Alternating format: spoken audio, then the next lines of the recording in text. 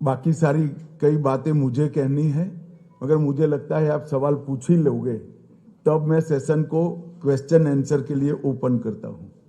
நீங்க நிறைய விஷயங்கள் பேச வேண்டி இருக்கிறது. அதற்கு முன்னாடி நீங்க எல்லாம் ரொம்ப ஆவலா இருப்பீங்க, நிறைய கேள்விகளை கேட்க வேண்டும் என்று. உங்க கேள்விகளோட தொடங்குகிறோம். அதிலேயே எங்க பதில்கள் எல்லாம் உங்களுக்கு கிடைத்துவிடும். அதிமுக பாஜக கூட்டணி ஆட்சி அமைக்க போறீங்களா சார்? एडीएमके और भाजपा का ये जो अलायंस का मतलब मिलके राज्य यहाँ पे बनाएंगे क्या पूछ रहे हैं? सरकार, कोएलिशन सरकार. जी, हम साथ में सरकार बनाएंगे. हम चुनाव एड़ापाड़ी जी के नेतृत्व में लड़ेंगे. நாங்கள் இணைந்துதான் இங்கே ஆட்சி அமைக்க போகிறோம். அந்த மாதிரி கூட்டணி ஆட்சி தான் நடைபெற போகிறது. திரு எடப்பாடி அவர்களின் தலைமையில் தான் இந்த கூட்டணி நடைபெற போகிறது. What are the sir here? வெற்றி பெற்றால் बीजेपी சட்டமன்ற உறுப்பினர்கள் அமைச்சராவார்களா? अगर जीतेंगे तो भाजपा के जो एमएलए ना मंत्री बनेंगे क्या पूछ रहे? वो हम जीतने के बाद तय करेंगे. मैं कोई कंफ्यूजन छोड़ना नहीं चाहता. डीएमके के लिए हम एड़ापाड़ी जी के नेतृत्व में चुनाव लड़ेंगे. Sir, what are the demands? வெற்றி பெற்ற பிறகு அதற்கான பதிலை சொல்லுகிறோம். இப்ப நாங்க திமுகவோட எந்த விதமான இந்த மாதிரி குழப்பத்துக்கும் ஆளாக்க விரும்பவில்லை. அதனால ரொம்ப தெளிவா சொல்றோம். திரு எடப்பாடி அவர்களின் சீரிய தலைமையில் இந்த கூட்டணி அமைகிறது. வெற்றிக்கு பிறகு முடிவு செய்யப்படும். Sir, एक second. Sir, what are the demands that ADMK came to alliance with BJP, that NDA? ADMK demands. ADMK का कोई कंडीशन नहीं है, कोई डिमांड नहीं. Sir, जरा बताओ भाई तमिल में. ஏடிஎம்கேவோட டிமாண்ட் என்னன்னு அவர் கேட்டதுக்கு, ஏடிஎம்கேவோட எந்த விதமான அவங்க டிமாண்டும் வைக்கவில்லை. இது ஒரு இயல்பான இயற்கையான கூட்டணி. Sir, what about O Pannirselvam and TT Vidyanagaran? Are they also part of the NDA, or you wanted a united AIADMK, sir? AIADMK के इंटरनल अफेयर्स में हमारा कोई इंटरफियरेंस नहीं होगा. जहां तक एनडीए के साथी दलों का सवाल है, एआईडीएमके और बीजेपी का तमिलनाडु यूनिट बैठकर तय करेगा. அதிமுகவின் தனிப்பட்ட அவங்க கட்சி விடயங்களில் நாங்கள் தலையிட போவதில்லை. மற்றபடி தேர்தல் விஷயங்கள்ல அவர் தலைமையில நாங்க எல்லாரும் அமர்ந்து பேசி எங்களுடைய திட்டமிடலை செய்கிறோம்.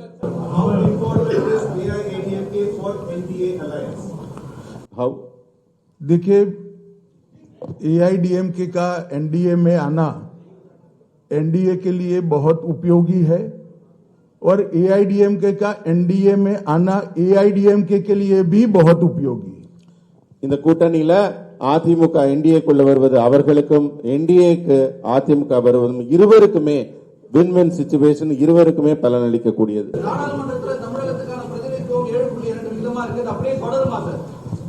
நீங்க கூட்டணியில இருந்து இப்ப வேற ஒரு விடயம் போறீங்க, டீலிமிட்டேஷன் போறீங்க. கூட்டணி பத்தி கொள்கைகள் முடிங்க.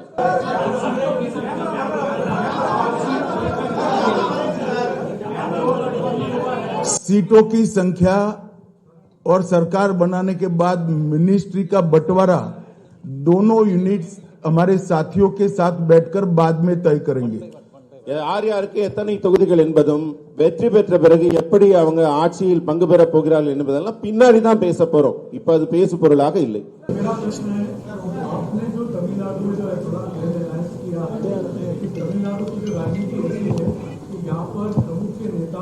लगातार सनातन के खिलाफ कई सारी बातें करते हैं.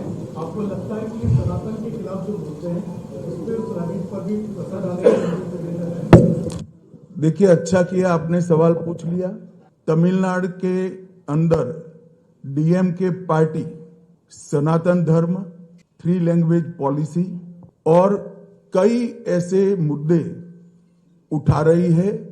उसका एकमात्र उद्देश्य मूल मुद्दों से ध्यान हटाना है.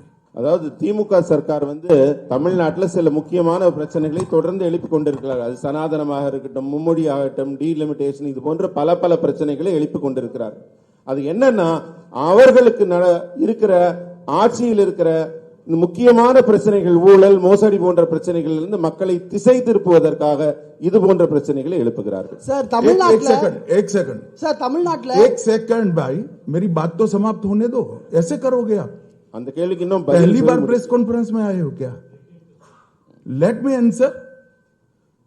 तमिलनाडु का चुनाव आने वाले दिनों में डीएमके सरकार के घनघोर करप्शन, लॉ एंड ऑर्डर का इश्यू, दलितों पर अत्याचार और महिलाओं पर अत्याचार के आधार पर तमिलनाडु की जनता वोट करने जा रही है. வரப்போகிற தேர்தல் எப்படி இருக்கும் என்றால் திமுகவின் மிகப்பெரிய மோசடி ஊழல்கள் பற்றியும் அதே போல சட்டம் ஒழுங்கில் இருக்கிற ஆபத்தை பற்றியும் தலித் மக்கள் மீது தொடுக்கப்படுகிற தாக்குதல்கள் குறித்தும் பெண்கள் குறித்து இருக்கிற ஆபத்து, பெண்கள் மீது தொடுக்கப்படுகிற தாக்குதல் குறித்தும் இது போன்ற திமுகவின் செயலிழந்த தன்மைதான் திமுகவுக்கு இந்த முறை தேர்தலில் மிகப்பெரிய பேசு பொருளாக இருக்கு. डीएमके सरकार ने 39,000 करोड़ के शराब घोटाला, sand mining scam, energy scam, ELCOT scam, transport का scam, money laundering scam, nutrition kit scam, free dhoti scam, cash for job, red sand smuggling और मनरेगा स्कैम. इसके अलावा भी बहुत सारे स्कैम का जवाब पहले तमिलनाडु की जनता को देना चाहिए. तमिलनाडु की जनता स्टालिन और उदयनिधि से एक करप्शन का जवाब मांगती है. இந்த தேர்தலில் திமுக மக்களுக்கு பதில் சொல்ல கடமைப்பட்டிருக்கிறது. தமிழகத்தின் முதல்வராகிய ஸ்டாலின் அவர்களும் துணை முதல்வர் உதயநிதி ஸ்டாலின் அவர்களும் தந்த ஊழல் स्कैम के नाम पढ़ो. நாம் டாஸ்மாக் ஊழல் முதல்ல இருக்கிறது. டாஸ்மாக் ஊழல் அதுல மிகப்பெரிய மோசடி நடைபெற்றிருக்கிறது. அதே மாதிரி 39,775 கோடி அந்த மோசடி நடைபெற்றிருக்கிறது. அதே மாதிரி மணல் இங்கிருந்து கொள்ளை போகிறது, அது 5,800 கோடி ரூபாய்க்கு மேல் அந்த மோசடி இருக்கிறது. எனர்ஜி மின்சாரம், அந்த நிலக்கரி, இது போன்ற ஊழல்கள் 4,400 கோடி. எல்காட் நிறுவனத்தில் நடைபெற்றிருக்கிற அரசு நிறுவனத்தின் பங்குகள் விற்பனை மூலம் மோசடி 3,000 கோடிக்கு மேல் இருக்கிறது. போக்குவரத்து துறையில் நடைபெற்றிருக்கும் ஊழல் 2,000 கோடிக்கு மேல் இருக்கிறது. பண மோசடி, மணி லாண்டரிங்ல 1,000 கோடிகளுக்கு மேல ஊழல் நடைபெற்றிருக்கிறது. அதே போல ஊட்டச்சத்து கிட்டு வழங்குறதுல 450 கோடி. அதே மாதிரி இலவச வேட்டி சேலை, அரசு வேலைக்காக பணம் பெறுவது, செம்மண் கடத்தல் என்று திமுகவின் மோசடியில மன்ரேகா ஸ்கீம் சொல்ற அந்த கிராமப்புற வேலைவாய்ப்பு திட்டத்துல கூட மிகப்பெரிய ஊழல். ஒரு தனிநபருக்கு கிட்டத்தட்ட 45,000 ரூபாய்க்கு மேல மோசடி நடைபெற்றிருக்கிறது. இதற்கெல்லாம் பதில் சொல்லும் நிலைக்கு இந்த முதல்வரும் துணை முதல்வரும் மக்களுக்கு பதில் சொல்ல கடமைப்பட்டுள்ளார்கள். சொல்லுங்க தம்பி. தமிழ்நாட்டில் நீட் தேர்வு ஒரு பெரிய பிரச்சனையா இருக்கு. இந்த நீட் தேர்வுல திமுக தொடர்ச்சியா அதுல பிரச்சனை பண்ணிட்டு இருக்காங்க. அண்மையில கூட ஒரு அசம்பிளி பார்ட்டிஸ் எல்லாம் கூப்பிட்டு அவங்க ரெசல்யூஷன் போட்டுட்டு இருக்காங்க. இந்த மாதிரி விஷயங்கள்ல தமிழ்நாட்டுக்கு பிஜேபி டெட் அகைன்ஸ்டா இருக்கு அப்படின்றத ஃபீல் பண்றாங்க. சோ உங்க அலையன்ஸ் இதுக்கு எப்படி பதில் சொல்லுவீங்க? नीट का इश्यू तमिलनाडु में बहुत बड़ा समस्या। देखिए, नीट का इश्यू भी ये लोग ध्यान भटकाने के लिए खड़ा कर रहे हैं और डीलिमिटेशन का इश्यू भी ये लोग ध्यान खड़ा कर रहे हैं. மக்களின் கவனத்தை திசை திருப்புவதற்காக மட்டுமே நீட், டீலிமிட்டேஷன் போன்ற பிரச்சனைகளை திமுக பயன்படுத்துகிறது.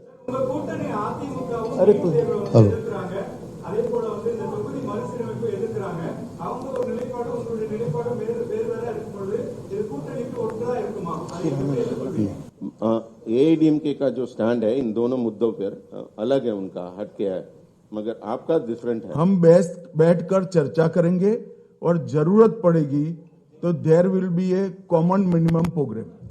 सर मैं बोल रहा हूँ. नहीं, आप ट्रांसलेशन तो करो.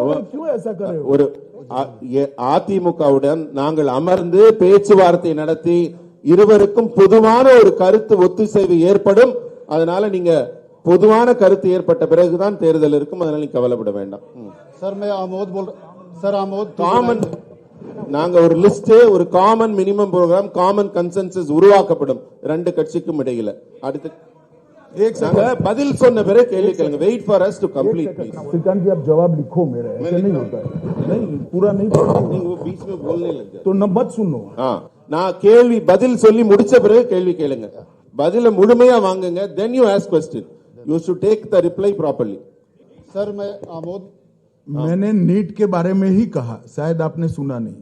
நீங்க சொல்லுங்க सर मैं ट्रांसलेशन तो कर. நான் நீட்டை பத்தி தான் உங்களுக்கு சொன்னேன். திரும்ப நீங்க அதுக்கு அதே கேள்வி கேட்கறீங்க. அதுக்கான பதில் சொல்லி ஆகிவிட்டது. பொதுவான கருத்து ஒத்துசைவு வந்த பிறகுதான் நடக்கும். मैं आमोद बोल रहा हूं। आपने एक विषय कहा कि तमिलनाडु में करप्शन बड़ा इशू है, लेकिन उसको काउंटर करने के लिए बार बार भाषाई और डिलिमिटेशन का विषय लाया जा रहा है, कैसे काउंटर करेंगे? हम जो जनता के असली मुद्दे हैं उसको लेकर जनता के बीच में जाएंगे और मैं मानता हूं कि तमिलनाडु की जनता असली मुद्दों को जानती है और डीएमके से जवाब भी चाहती है. நான் தமிழ்நாடு மக்களை சந்திக்கும் போது தமிழ்நாடு மக்களின் உண்மையான பிரச்சனைகளை அவங்க எந்த துன்பத்தில் இருக்காங்களோ அதை எடுத்துட்டு போவோம். மக்களுக்கும் மிக நன்றாக தெரியும் அவங்க பிரச்சனை என்னவென்று. அதனால மக்கள் பிரச்சனைகளை இந்த தேர்தலில் முன்னிறுத்துவோம். திமுக அவங்கள மாதிரி மடை மாற்ற மாதிரி கவன திருப்பு வேலைகளில் நாங்கள் ஈடுபட மாட்டோம். நேரடியான மக்கள் பிரச்சனைகளில் ஈடுபடுவோம். சொல்லுங்கண்ணா. சொல்லிட்டாங்க. அது தேர்தலுக்கு பிறகு வெற்றிக்கு பிறகு பதில் சொல்லுங்க. मैंने स्पष्टता से कहा कि श्री एड़ापाडी के नेतृत्व में हम चुनाव लड़ेंगे. நான் மிகவும் தெளிவாக சொல்லிவிட்டேன். திரு எடப்பாடி அவர்களின் சீரிய தலைமையில் தான் இந்த கூட்டணி இருக்கும். மற்றதெல்லாம் தேர்தலுக்கு பிறகு. एक सवाल डीएमके और दूसरे जो आपके विरोधी ये भी कह रहे हैं कि चुनाव से पहले एडीएमके के साथ आपका गठबंधन हुआ है, ये कितना अस्थायी होगा, इस पर संशय उठा रहे हैं लोग. देर इसीलिए लगी है कि ये गठबंधन अब परमानेंट रहने वाला है, इसमें कभी कोई दिक्कत नहीं आएगी. இங்க கூட்டணியில ஏன் தாமதம்ங்கறீங்க? கூட்டணி மிக உறுதியான கூட்டணியாக அமைந்திருக்கிறது. இதில் எந்தவித மாறுபாடும் குழப்பமும் ஏதும் இருக்காது. உறுதியான கூட்டணியாக தேர்தலை நாங்கள் சந்திப்போம்.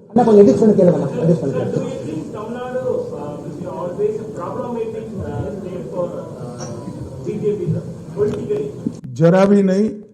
हम तमिल भाषा, तमिल संस्कृति और तमिल जनता का भारतीय जनता पार्टी गौरव भी करती है और सम्मान भी करती है.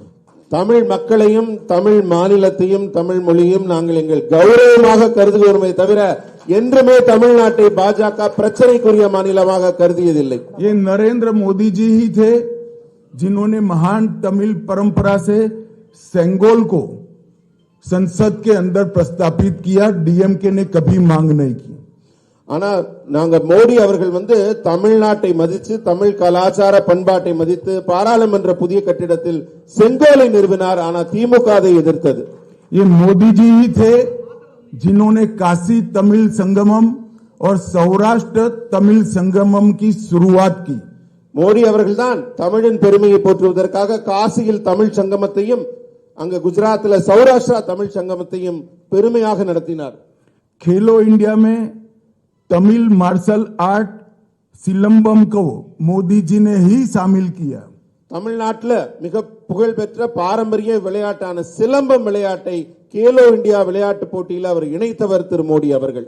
मोदी जी ने ही सेंट्रल शास्त्रीय तमिल संस्थान CICT 25 करोड़ की लागत से इसकी शुरुआत नरेंद्र मोदी जी ने ही की. தமிழ்நாட்டில் தமிழ் மொழியை வளர்ப்பதற்காக இருக்கிற ஒரே நிறுவனம் செம்மொழி தமிழாய்வு நிறுவனம். அது மத்திய அரசின் நிறுவனம். 24 கோடி ரூபாய் முதலீட்டில் அதை உருவாக்கியவர் திரு நரேந்திர மோடி. हमारी सरकार ने ही ह्यूस्टन यूनिवर्सिटी में तमिल पीठ की शुरुआत की. ஹூஸ்டன்ல இருக்கிற பல்கலைக்கழகத்தில் தமிழ் இலக்கியத்திற்கான ஆராய்ச்சி இருக்கை உருவாக்கப்பட்டுள்ளது. तिरुकुरल का अनेक भाषाओं में अनुवाद भारत सरकार करा रही है. उसमें से 63 लैंग्वेज में इसका ट्रांसलेशन पूरा हो चुका है.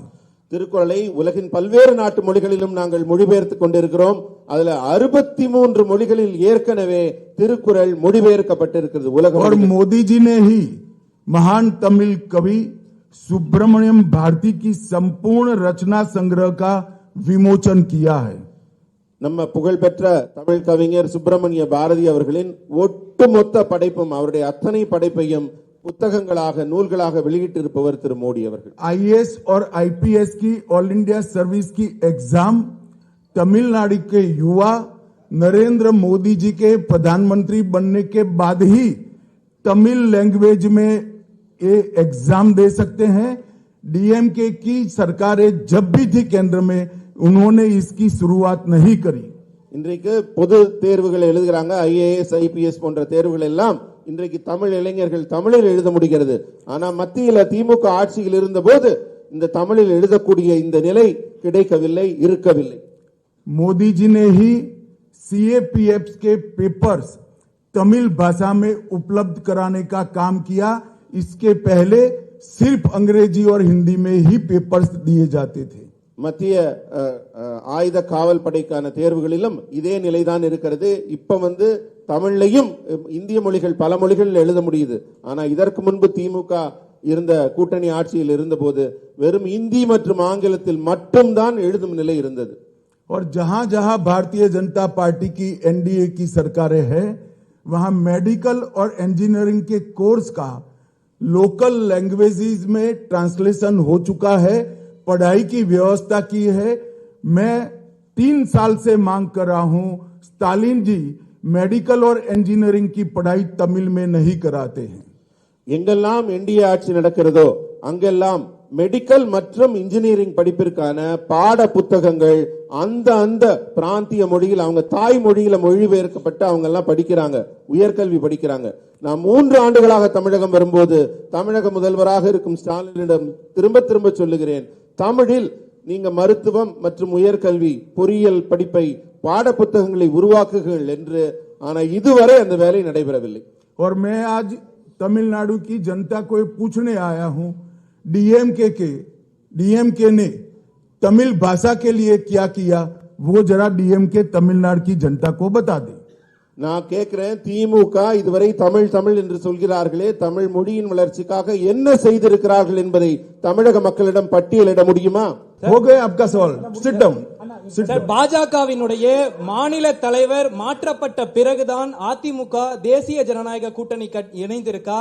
ஏன்னா 2023 வெளியேறும் பொழுது மாநில தலைவருடைய குற்றச்சாட்டை முன் வச்சுதான் வெளியே போயிருந்தாங்க. இத பாஜக தலைமை எப்படி பாக்குது? ADMK ने अभी तक अलायंस में शामिल नहीं हुआ क्योंकि वो स्टेट प्रेसिडेंट को बदलाव होने के बाद ही आने के लिए.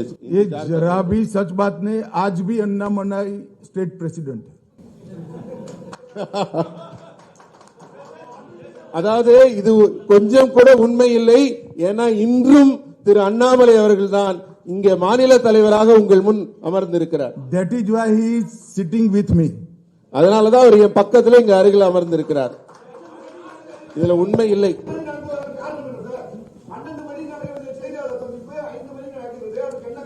12 बजे होने वाला जो प्रेस मीट अभी 5 बजे तक इसलिए डिले हुआ. देखिए, मैंने कहा ना कि देरी इसलिए हुई है कि गठबंधन को लंबा चलाना है. எதனால தாமதம் நீங்க கேட்டதுக்கு நான் ஏற்கனவே பதில் சொல்லிவிட்டேன். நீண்ட உறுதியான வலுவான கூட்டணி அமைப்பதற்காகத்தான் காலதாமதமானது. सर, जिसने पूछ लिया है प्लीज हाथ ऊपर मत करिए.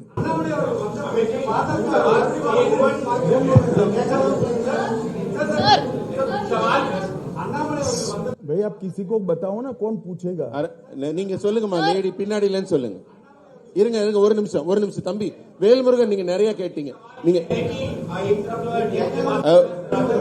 वो अपमान की बात करता है, दूसरी तरफ वो ये कहता है कि वो दूसरी लैंग्वेज पॉलिसी, लेकिन उनके जो सहयोगी दल है, चाहे वो कांग्रेस हो या बाकी सहयोगी दल, उस पर कुछ नहीं बोलते हैं. तो वो जो है उसको आप कैसे? तो क्या तमिलनाडु की जनता नहीं जानती है?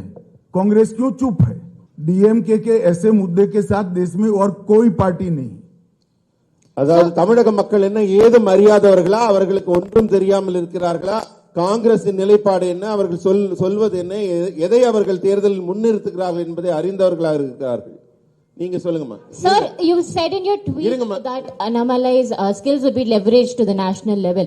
Would that be moving Annamalai to the national level, or will Annamalai sir will have to play a role in the 2026 elections of Tamil Nadu as well? आप कुछ चीजें हमारी पार्टी पर छोड़ दीजिए, हम चलाएंगे ना अच्छे से. நீங்க சில விஷயங்கள் எல்லாம் எங்க கட்சி முடிவெடுக்கிறதுக்காக मेरी पार्टी की इतनी सारी चिंता मत करिए, हम चलाएंगे अच्छे से. நீங்க கட்சி நடத்த வேண்டாம், நாங்க நடத்திக்கிறோம். அதை பத்தி நீங்க கவலைப்படாதீங்க. चलिए, धन्यवाद मित्रों, बहुत बहुत धन्यवाद. நன்றி நன்றி நன்றி நன்றி, உங்கள் அனைவருக்கும் நன்றி.